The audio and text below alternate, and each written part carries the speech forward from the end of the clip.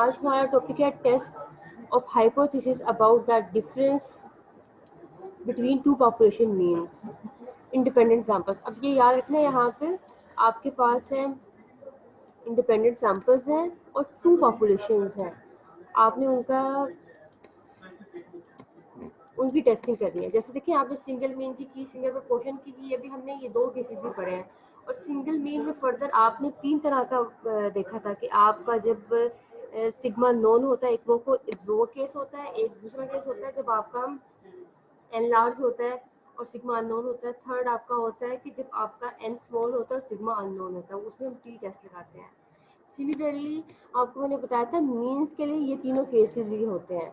अगर आपका प्रपोर्शन हो जाए तो उसके लिए जस्ट एक केस होता है कि वो जी ही लगता है, लेकिन मीन के लिए ये तीन केसेस ही होंगे। ठीक है, आज हम मीन की टेस्टिंग देख रहे हैं, डिफरेंस बिटवीन मीन, यानी कि टू मीन्स आ रहे तो फिर क्या करेंगे।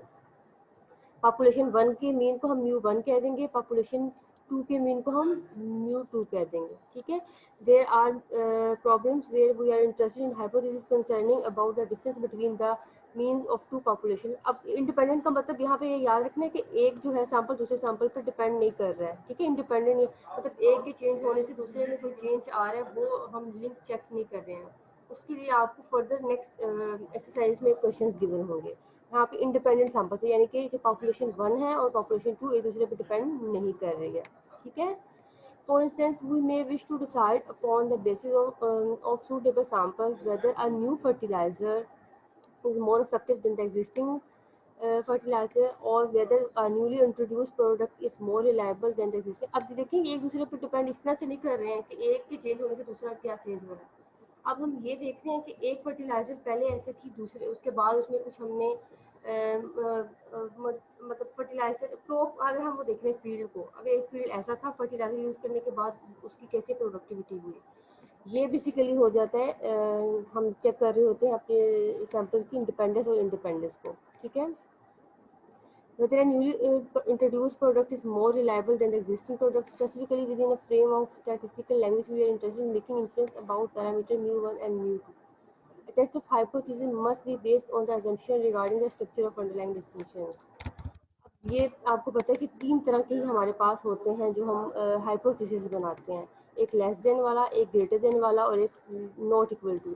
ये दोनों हमारे वन टेल होते हैं और ये हमारा टू टेल होता है। ठीक है, अब यहाँ पे ये जो डेल्टा नोट है इससे कंफ्यूज नहीं होना, ये कोई भी वैल्यू हो सकती है। ठीक है, कोई भी कांस्टेंट, मिसाल के तौर पे देखें, अगर आपको वो कहते हैं कि μ1 माइनस μ2, यानी कि आप दोनों मीन्स का डिफरेंस लेते हैं और वो आपके पास आ जाता है ग्रेटर देन 5 के। ठीक है, तो यहाँ पे डेल्टा नोट की वैल्यू है 5, यानी कि कोई कांस्टेंट आपको गिवन है। फॉर एग्जांपल वो कह देते हैं कि μ1 जो है, यानी कि कोई भी मशीन 1 है वो बेहतर है मशीन 2 से, तो फिर ये आपका हो जाएगा μ1 माइनस μ2। इसको फर्दर हम ऐसे भी ले सकते हैं μ1 माइनस μ2 ग्रेटर देन 0, यानी कि 0 भी लिख सकते हैं।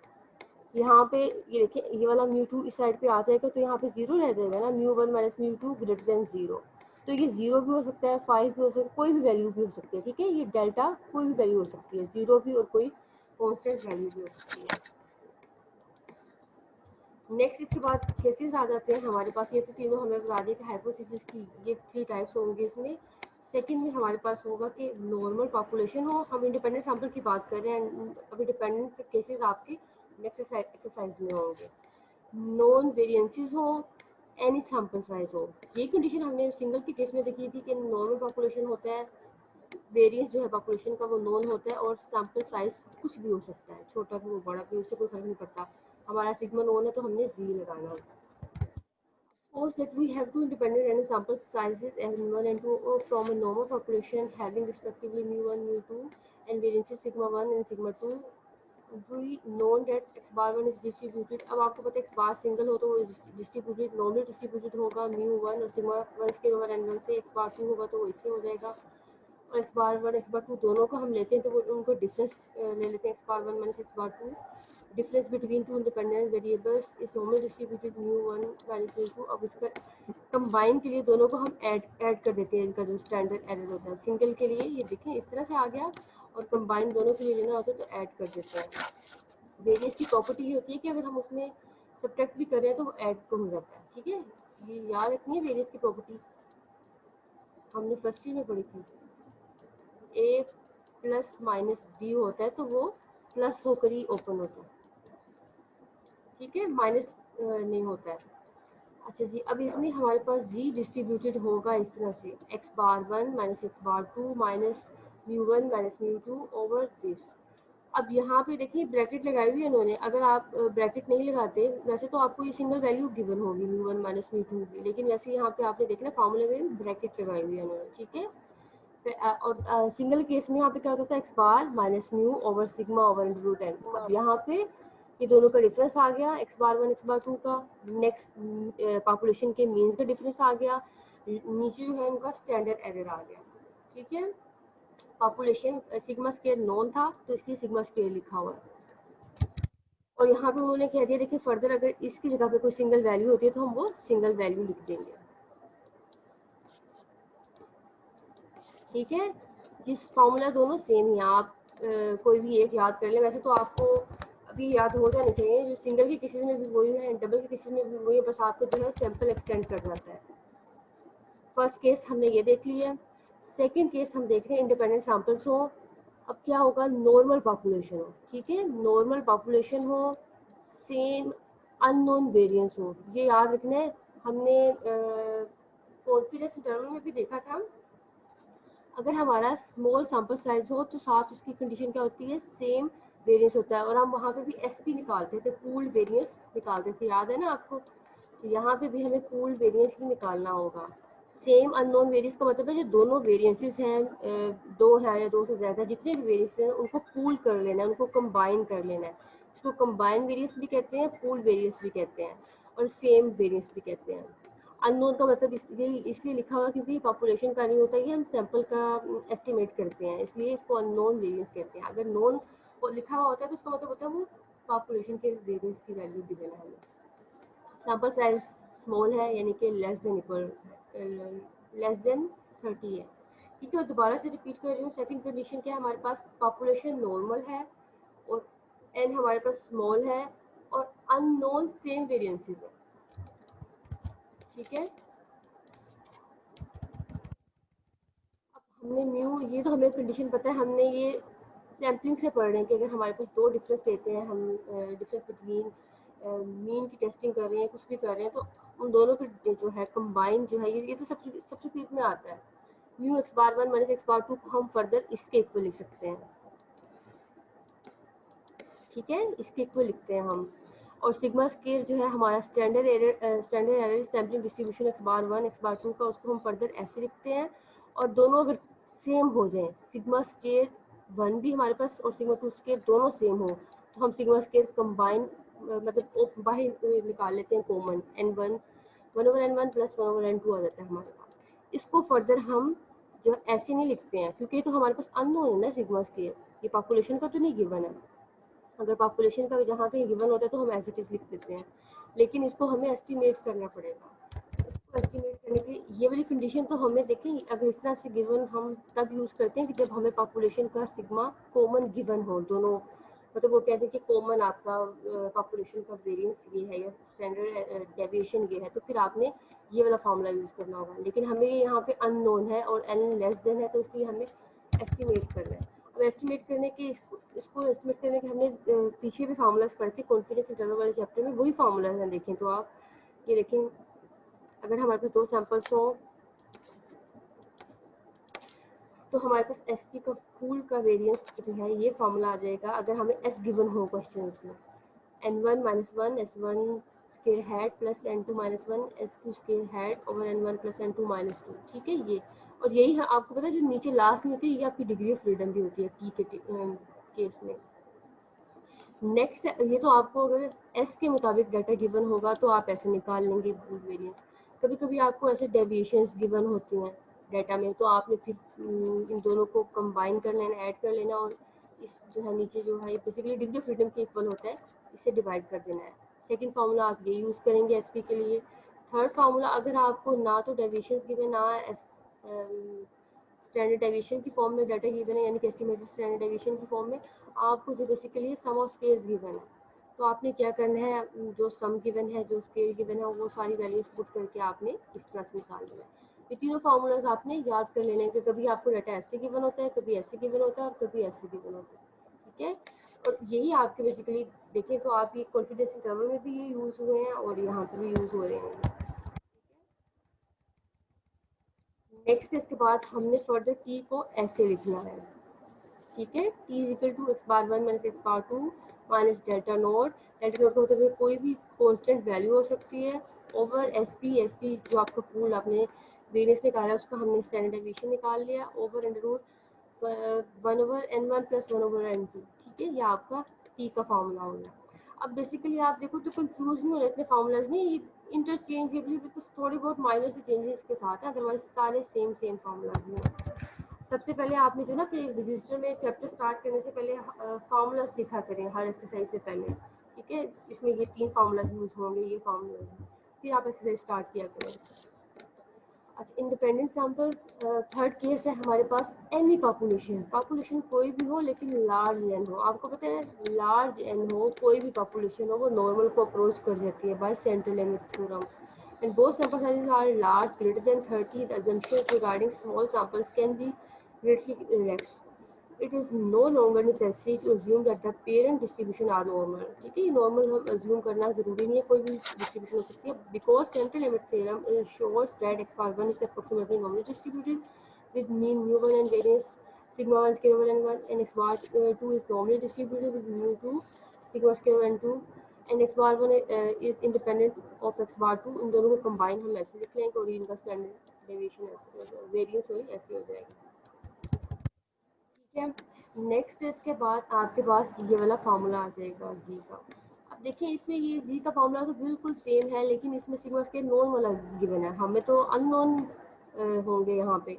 एन तो लार्ज होगा लेकिन ये सिग्मा स्केयर जो है अननोन होंगे, तो हम इसका एस्टिमेट ये वाला यूज करते हैं यहाँ पे। फार्मूलाज आपने लिखे नहीं, एक तरह से आपका फर्स्ट फार्मूला तो यही हो गया, ठीक है। ये फर्स्ट फार्मूला हो गया आपका, सेकंड आपका टी वाला ये वाला फार्मूला हो गया, और थर्ड आपने जो एस्टिमेट यूज करना है लार्ज एन के लिए ये वाला फार्मूला हो गया आपके पास। यहाँ पे बस जस्ट आपका एस्टिमेट आ जाएगा, सिग्मा 1 और सिग्मा 2 की जगह पे S1 S2 आ जाएगा। अब ये हैट वाला आपको पता है हम कौन सा यूज करते हैं, हम N1 -1 डिवाइसर वाला यूज करते हैं। नेक्स्ट उन्होंने चार्ट बना के बता दिया कि आपके हाइपोथेसिस क्या होंगे और स्टेप्स क्या होंगे, आपका क्रिटिकल रीजन क्या होगा। वो तो जस्ट फार्मूलाज थे ना, सिर्फ जस्ट स्टैटिस्टिक के, अब आपको पूरा उन्होंने प्रोसीजर बता दिया। फर्स्ट केस है हमारे पास testing difference between means of two population, sigma 1 के सिग्मा 2 के आर नोन और अननोन, ठीक है। नोन के लिए जब होगा तो फिर आपका जी लगेगा, अननोन अगर आपका एन लार्ज होगा तो भी जी लगेगा। फर्स्ट हमारे पास हाइपोथेसिस है लेस देन के लिए, आगे हम H1 को देखते हैं। आपको पता है ना H1 का जो है ऑपोजिट H0 होता है, और हम H1 के मुताबिक अपने सारे जो डिसीजन रूल सब कुछ करते हैं, क्रिटिकल रीजन, कंक्लूजन, इसलिए हम ज़्यादातर अपने H1 को देखते हैं। H1 में ये लेस देन आ गया, ये ग्रेटर देन आ गया और ये नॉट इक्वल टू आ गया। ये 3 केसेस हमारे पास होते हैं, ये 2 साइडेड हो गया और ये दोनों 1 साइडेड हो गए, ठीक है। सेकंड स्टेप हमारा होता है level of significance.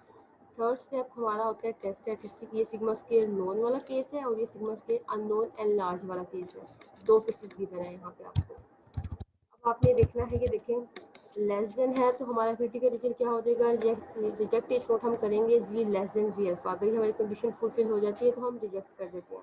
Less than है तो लेस देन और जी अल्फा, ग्रेटर देन है तो ग्रेटर देन आ जाएगा, और मगर आपको पता है ग्रेटर देन के साथ जी 1 माइनस अल्फा आता है। नॉट इक्वल टू है तो 2 कंडीशन आ जाती हैं, G less than G alpha by 2 और G greater than G 1 minus alpha by 2, ठीक है। ये दोनों कंडीशन हमने देखी है।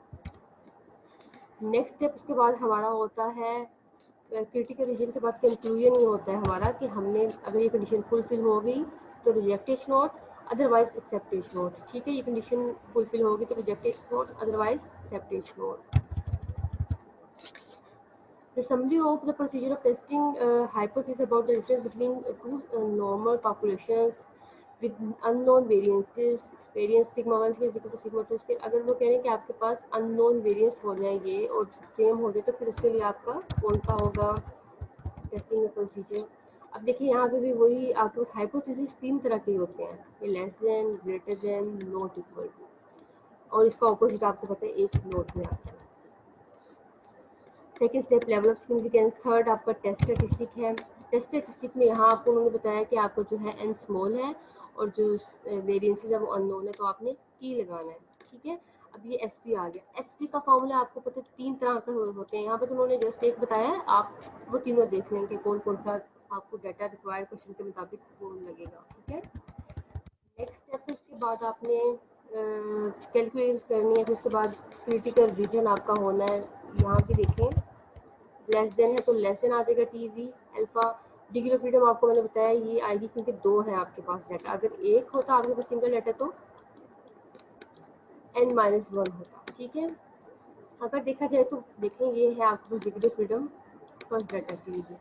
सेकंड डाटा के लिए आपके पास क्या होगी, म्यू2 क्या होगा आपके पास n2-1। इन दोनों को कंबाइन करें तो क्या आता है n1 प्लस n2 और -1 -2 हो जाता है, ठीक है। ये डिग्री ऑफ फ्रीडम है, 2 सैंपल्स है तो दोनों की कंबाइन हुई डिग्री ऑफ फ्रीडम है आपके पास। ग्रेटर देन है तो ग्रेटर देन आ जाएगा, साथ 1 माइनस अल्फा आ जाएगा, डिग्री ऑफ फ्रीडम यही रहेगी। नॉट इक्वल टू है तो फिर आपको पता है लेस देन वाला केस आता है, ग्रेटर देन वाला केस आता है। लेस देन के लिए अल्फा/2, ग्रेटर देन के लिए 1 माइनस अल्फा/2 करेंगे आप और टेबल से वैल्यू देखेंगे।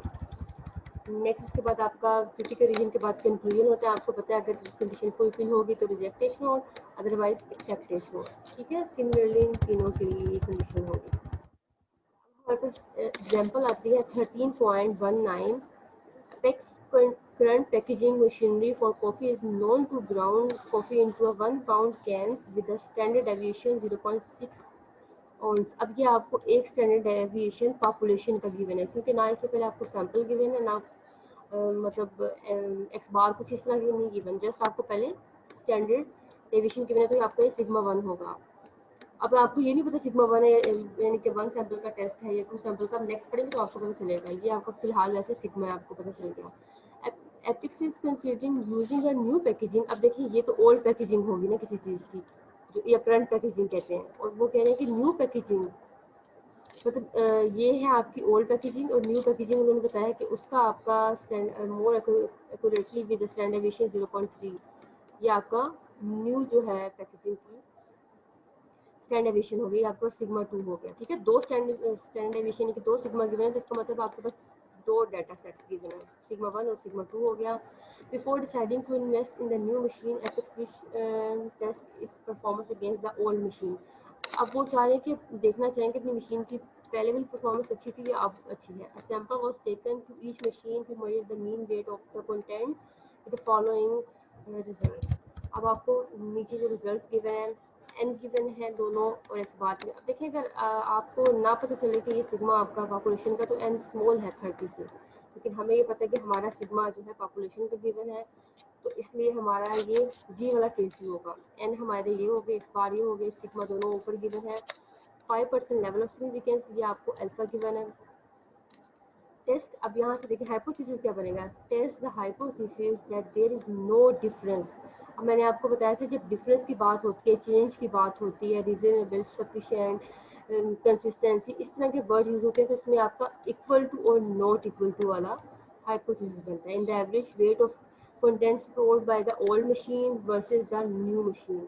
अब दोनों इक्वल आ गए तो इसका मतलब है आप इसको ऐसे भी लिख सकते हैं, mu 1 not equal to mu 2 ऐसे भी लिख सकते हैं, या फिर आप इसको ऐसे लिख सकते हैं म्यू 1 माइनस म्यू 2, और ये दोनों एक साइड पे आ गए और इस साइड पे not equal to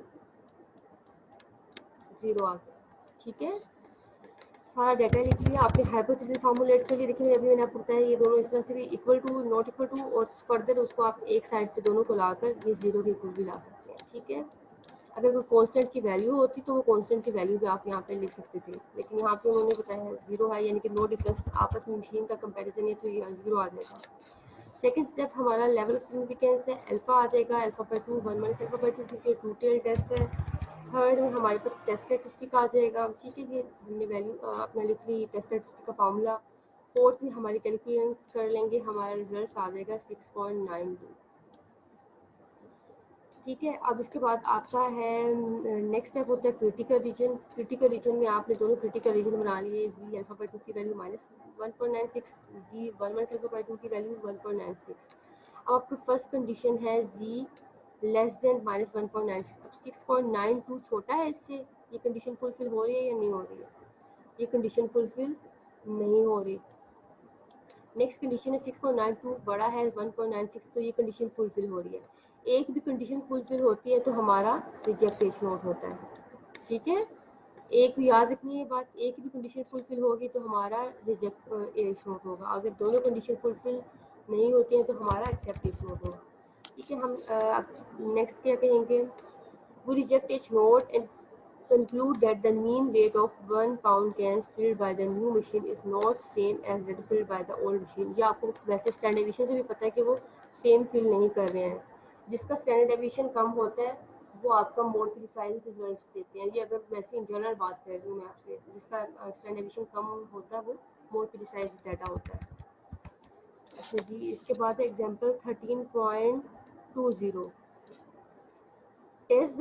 The test was given to a group of 100 scouts। ठीक है, ये आपको एक N1 गिवन हो गया, and a group of 144 guides, ये आपको N2 गिवन हो गया। The mean score for the scouts was this. अभी आपके पास x बार गिवन है, ये आपके पास x बार 2 गिवन है। assuming a common, यहाँ से देखें, assuming a common population standard deviation। अब ये पॉपुलेशन का गिवन है 3.48, ये आपको सिग्मा गिवन है दोनों का कंबाइन, यानी कि यहाँ पे आपका सिग्मा इक्वल टू सिग्मा 1 और सिग्मा 2। अब ये पॉपुलेशन का सिग्मा नोन है तो हम टी नहीं लगा सकते हैं, इसमें हमारा जी लगेगा। और सेकेंडली हमारा एन भी लार्ज है और हमें सिग्मा नोन है तो हमारा जी लगेगा। 5% लेवल ऑफ सिग्निफिकेंस से ये हमारा अल्फा हो जाएगा। whether the scouts performance in the test was better। अब ये देखें स्काउट हमारा कौन सा डाटा था, स्काउट हमारा फर्स्ट डाटा था, यानी कि वो कह रहे हैं कि फर्स्ट जो डाटा है was better that the guides mu1 greater than mu2। इस तरह से हमारा ये H1 बनेगा। आपको पता है ग्रेटर देन वाला जो है हमारा H1 में आता है। अगर ये होता ग्रेटर देन इक्वल टू तो ये हमारा H नोट हो जाता। अब ग्रेटर देन है, इसका ऑपोजिट क्या होगा हमारे H नोट में, लेस देन इक्वल टू। इसको फर्दर देखें, हम हाइपोथेसिस को देखें, ऐसे लिख सकते हैं और फर्दर इस तरह से लिख सकते हैं। mu1 माइनस mu2 की फॉर्म में लिखना हो तो इसको इधर लेके चले जाएंगे और यहाँ पे हमने 0 लिख दिया। ठीक है, ये हम इस तरह से लिख सकते हैं ये हाइपोथेसिस को। सेकेंड स्टेप हमारा क्या है, हमने अल्फा लिख लिया। अब ये ग्रेटर देन का केस है तो 1 माइनस अल्फा निकालना पड़ेगा हमें, और हमने अपना जी का फॉर्मूला लिख दिया। अगर ये सिग्मा दोनों के सेपरेट गिवन होते हैं और पॉपुलेशन के होते हैं तो हम यहाँ पे सिग्मा 1 सिग्मा 2 लिख देते हैं, लेकिन दोनों के कॉमन है एक जैसे हैं तो हमारे बाहर आ जाएंगे। ठीक है, नेक्स्ट स्टेप इसके बाद हमारे पास कैलकुलेशंस की हमने उसकी वैल्यू आ गई 1.589। ठीक है, नेक्स्ट के बाद हमारा स्टेप होता है क्रिटिकल रीजन, जी greater than G 1 minus alpha. अब ये 1.589 बड़ा है हमारे पास क्या 1.64 से, ये कंडीशन फुलफिल नहीं हो रही। 1.58 छोटा है 1.64 से, जो कंडीशन फुलफिल नहीं हो रही तो हम क्या करेंगे, एक्सेप्ट एज नोट। अगर कंडीशन फुलफिल होती तो हम क्या करते, रिजेक्ट एज नोट। अब हम क्या कर रहे हैं, एक्सेप्ट एज नोट करेंगे। So we accept H naught and conclude that there is not sufficient evidence at 5% level of significance to show that the performance of scouts in the test was better at the guides। ठीक है, हमने accept H note किया तो फिर बता दें कि better है या नहीं। नेक्स्ट इसके बाद example 13.21। The management of the restaurant wants to determine whether a new advertising campaign has increased its daily income, the income for 50 business days prior to the campaign beginning were recorded। अब 50 आपके पास उन्होंने कहा है कि business जो है उनके campaign है कोई, उसके डाटा गिवन है, या आपको क्या गिवन है, N1 गिवन है। अब उन्होंने कहा कि कैंपेन बेटर है या नहीं दूसरी कैंपेन से। After conducting the advertising campaign and allowing 20 days period for advertising to take effect, the restaurant management recorded the income of 30 business days। अब ये आपके पास सेकंड सैंपल गिवन है These two samples will allow the management to make interfere about the effect of the advertising campaign on the restaurant daily income. A summary of the results is shown.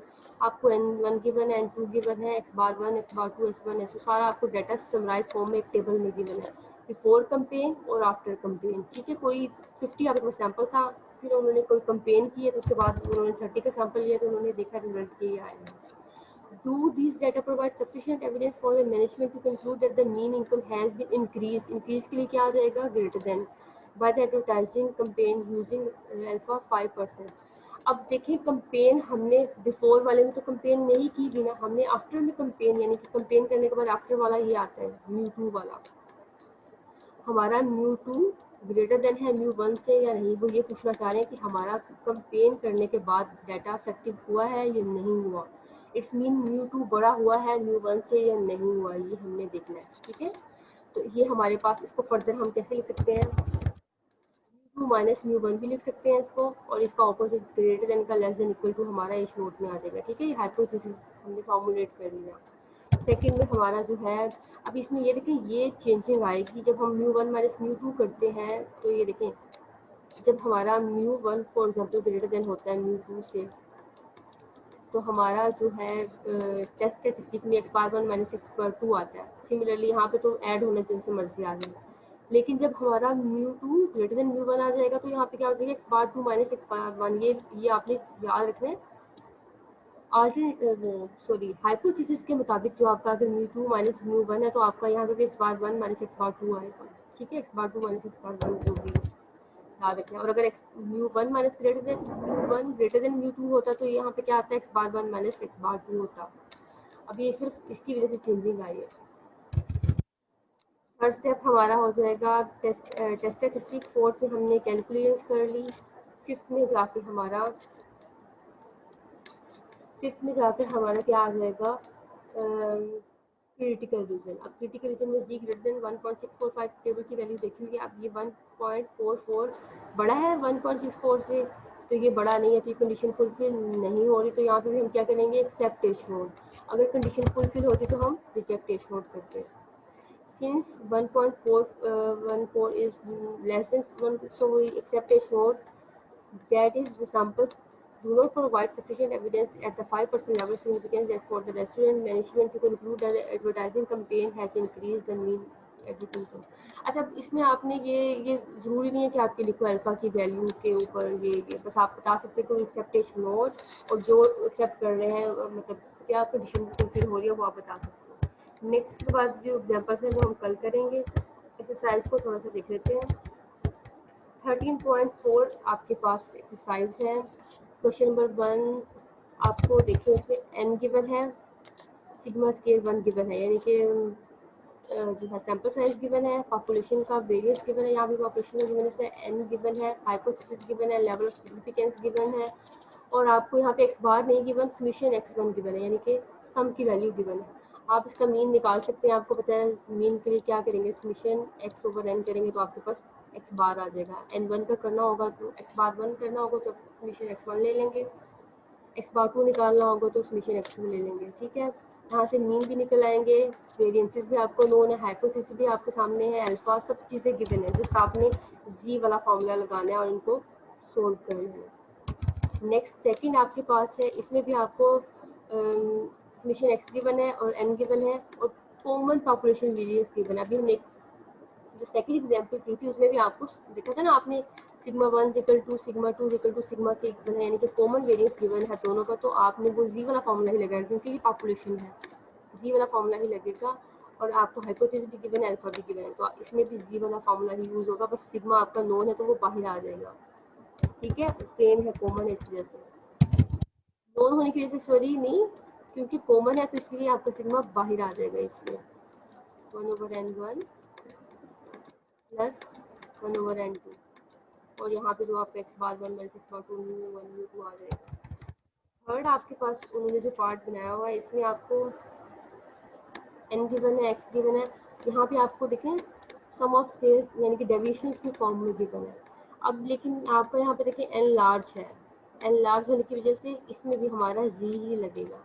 आपने यहाँ से S1 निकाल लेना है, x बार निकाल लेना है, इसी तरह S2 x बार 2 निकाल लेना है, हाइपोथेसिस गिवन है, लेवल ऑफ सिग्निफिकेंस गिवन है, आपके पास जो कंडीशन जी वाली है वही बन जाएगी। जस्ट इसमें आपका नीचे डिनोमिनेटर में ये आ जाएगा हेड वाला plus S2 head square over N2, ठीक है, ये वाला फार्मूला आ जाएगा। आपने हमेशा याद रखना है जब अंडर रूट के अंदर लिखते हैं तो आप स्पेस की फॉर्म में लिखते हैं, अगर अंडर रूट से बाहर लिखते हैं तो आप जस्ट एस लिखते हैं, और जो दो कंबाइन आते हैं तो वो हमेशा अंडर रूट के अंदर रहते हैं, क्योंकि कंबाइन वालों के अंडर रूट अप्लाई ऐड के साथ जो है सम के साथ अप्लाई नहीं होता। अगर ये मल्टीप्लाई होते तो फिर इनके ऊपर अंडर रूट से ये बाहर आ सकते थे। अदरवाइज ये दो जो होते हैं माइनस हो रहे हो प्लस हो रहे हो तो इनके ऊपर अंडर रूट अप्लाई नहीं होता। नेक्स्ट एग्जाम्पल आपके पास 1 का B part, A simple sample of heights of 6400 Englishman। ये क्वेश्चन इम्पोर्टेंट है, अक्सर आ जाता है कि आपके पास इंग्लिशमैन यानी कि N1 गिवन है, एज ए मीन या आपको x बार गिवन है या आपको s गिवन है, ठीक है। n कितना बड़ा है ये देख लें, चाहे सिग्मा स्केयर आपका जो है नॉन, सिग्मा 1 स्केयर आपका अननोन है लेकिन n लार्ज है। Now the simple random sample of 64 Australian की N2 गिवन है आपको, और उसका मीन x बार 2 गिवन है, standard deviation sigma S2 given है। Do the data indicate Australian, अब ऑस्ट्रेलियन हमने N2 लिया है, याद रखना आपको, Australian are on the average taller than the Englishman. अब जो है वो कह रहे हैं कि ऑस्ट्रेलियन जो लंबे होते हैं इंग्लिशमैन से, इसका मतलब है हमने ये देखना है μ2 ग्रेटर देन μ1, और ये कंडीशन हमारी किस में आती है, ग्रेटर देन वाली H1 में आती है, और इसका रिवर्स हम बना सकते हैं लेस देन इक्वल टू, ठीक है। हमारा ये H1 आ गया, H नोट हमने बना लिया, लेवल ऑफ सिग्निफिकेंस हमें गिवन नहीं है तो हम 5% खुद से जूम कर लेते हैं। नेक्स्ट आपका जो है टेस्ट स्टेटिस्टिक, इसमें जी वाला ही लगेगा, फोर्थ में कैलकुलेट करेंगे, फिफ्थ में क्रिटिकल रीजन आ जाएगा, और क्रिटिकल रीजन से हमें ये प्रूफ होगा कि हमारी जो टेबल की वैल्यू आती है वो छोटी है कैलकुलेटेड वैल्यू से, तो हम रिजेक्ट H नोट ही करेंगे, कंडीशन फुलफिल हो रही है, ठीक है।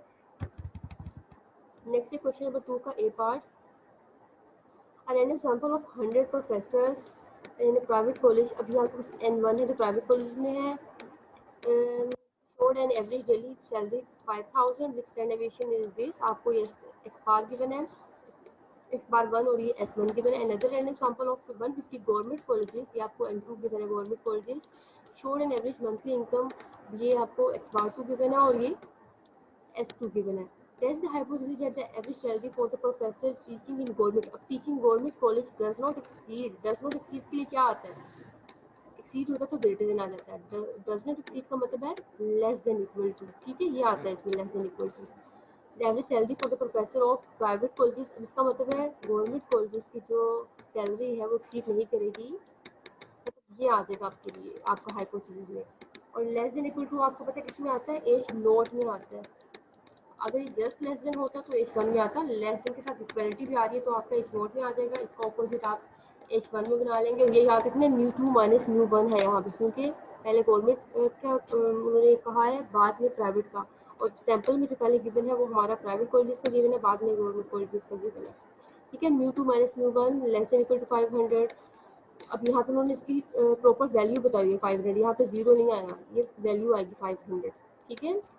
अभी हमने जो एग्जाम्पल्स देखी थी या क्वेश्चन के भी हमने ऊपर देखा, उसमें हमारी कोई वैल्यू गिवन नहीं थी, इसमें हमें स्पेसिफिक वैल्यू गिवन है कि दोनों का डिफरेंस लेते हैं तो ये आती है। हमने H1 लिख लिया, H1 लिख लिया, H1 लिख लिया अपना, और नेक्स्ट हमने लेवल ऑफ सिग्निफिकेंस हमें गिवन है 1% वो लिख लिया। थर्ड में हमने टेस्ट स्टैटिस्टिक जी वाला ही लगेगा क्योंकि उसमें n हमारा लार्ज है। फोर्थ में जाकर हम कैलकुलेट करेंगे, फिफ्थ में क्रिटिकल रीजन, और क्रिटिकल रीजन से देखेंगे हमारा क्या हो जाएगा, रिजेक्ट रेशियो। लास्ट क्वेश्चन जो आज हम देख रहे हैं क्वेश्चन नंबर 2 का बी पार्ट है, a random sample of 80 light bulbs, ये आपके पास N1 गिवन है कंपनी ए का, हैड एवरेज लाइफ टाइम, ये आपके पास एक बार गिवन है, ये उसका S गिवन है, S1 हैड।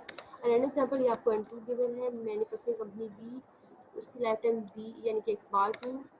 नेक्स्ट आपको S गिवन है, because of the high cost of bulb from company A who incline to buy company B unless the bulb from company A, ठीक है, will last over 200 hours longer on the average than those company B। अब longer का मतलब है यहाँ पे क्या आ जाएगा, ग्रेटर देन आ जाएगा। आपने कंपनी ए का देखना है, कंपनी ए और कंपनी ए के और ग्रेटर देन 200 और है या नहीं। Run the test test using alpha 5%, 4%, sorry 1%, determine from the whom we should buy our bulbs. आपको देखिए सबसे पहले तो आपने ग्रेटर देन के मुताबिक बनाना है, ठीक, क्योंकि उन्होंने लोंगर कहा है, लोंगर के लिए ग्रेटर देन आ जाएगा, उसके साथ उसकी स्पेसिफिक वैल्यू भी गिवन है, μ1 माइनस μ2 ग्रेटर देन 200 आपका h1 बन जाएगा, लेस देन इक्वल टू उसका ऑपोजिट आ जाएगा आपका h नोट में। नेक्स्ट स्टेप आपका अल्फा गिवन है, टेस्ट स्टेटिस्टिक इसमें जी लगेगा क्योंकि एन आपका लार्ज है 30 से। फोर्थ में आप कैलकुलेट कर लेंगे, फिफ्थ में आपने क्रिटिकल रीजन बना लिया और क्रिटिकल रीजन के मुताबिक कंडीशन फुलफिल नहीं हो रही तो हम क्या कर देंगे, एक्सेप्ट इग्नोर कर देंगे, ठीक है। Any question? आज हमने इतने पढ़ने, क्वेश्चन नंबर 2 के बी पार्ट तक आपने क्वेश्चन करके आना है। Any question?